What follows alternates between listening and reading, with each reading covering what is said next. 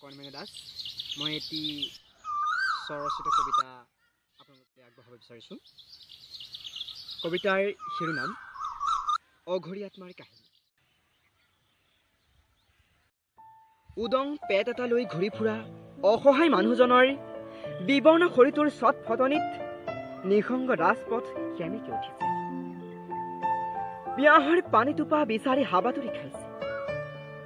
সদায় আনে খাই এৰি যোৱা টুকুৰা চাহকাপ হেঁপাহ পলুৱাই ডিঙিটো তিয়াই ল'বলৈ চিনাকি হোটেলখনৰ পৰা আজি বাৰে বাৰে উভতি আহিছে।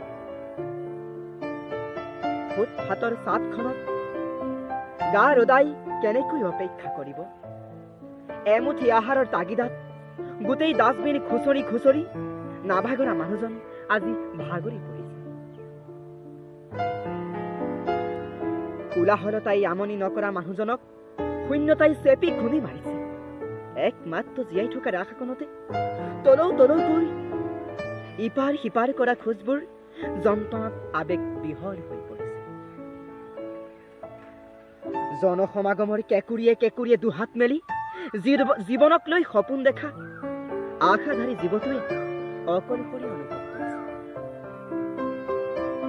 কেউফালে মৰিশালী গুণ এটাই আক্ৰমণ কৰিছে। কাক সুধিব? কি সুধিব? কি হৈছে, কিয় হৈছে, কেনেকৈ জানিব তেওঁ? অনবৰতে বু বু বা বা কৰি থকা উঠ দুটাই লৰচৰ নকৰা হ'ল। পলকতে বুকুখনত অচিন বেমাৰ এটাই গ্ৰাস কৰিছে। লালখাই নেখেদা মানুহজনক কৰোণাৰ ত্ৰাসে জীয়াই থকাৰ সুবিধাকণ দুৰ্ভগীয়া মনটোৱে শান্তি বিচাৰি বিচাৰি সংসাৰ সৰ্বোচ্চ এৰি থৈ ওলাই অহা মানুহজনে নাম পালে অঘৰী। কাৰোবাৰ হয়তো আপোন, কাৰোবাৰ হয়তো সন্তান, সন্মান চিনাকি মানুহজন আজি পৰিয়ালৰ সদস্য বিষালী নকৰা দেহা জীৱনত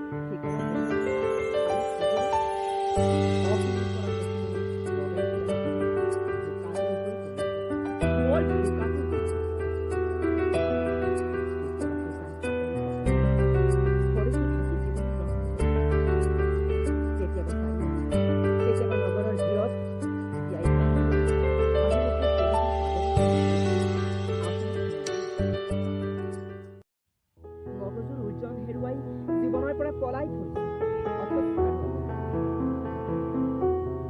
এমুঠি অন্নৰ কাৰণে এহাত বস্ত্ৰৰ বাবে কৰিবলৈ শিকা। কিন্তু আন্ধাৰৰ সুযোগ লৈ সকলোৰে উৎপাত কৰিছে।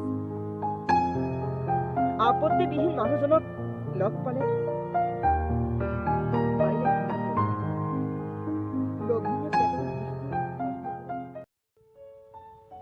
আপোনাক সহায় নকৰিলেও পুণ্য অৰ্জনৰ দুৱাৰ খোল খায়। এইকেইদিন হাট বজাৰ, হোটেল, ৰাজপথৰ বুকুত আশ্ৰয় তেওঁৰ বাবে উপযুক্ত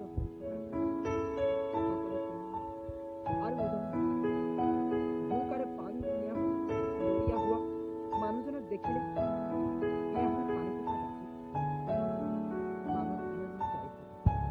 মানৱতাৰ বেদীত মানৱ বন্দনাৰ কৰক,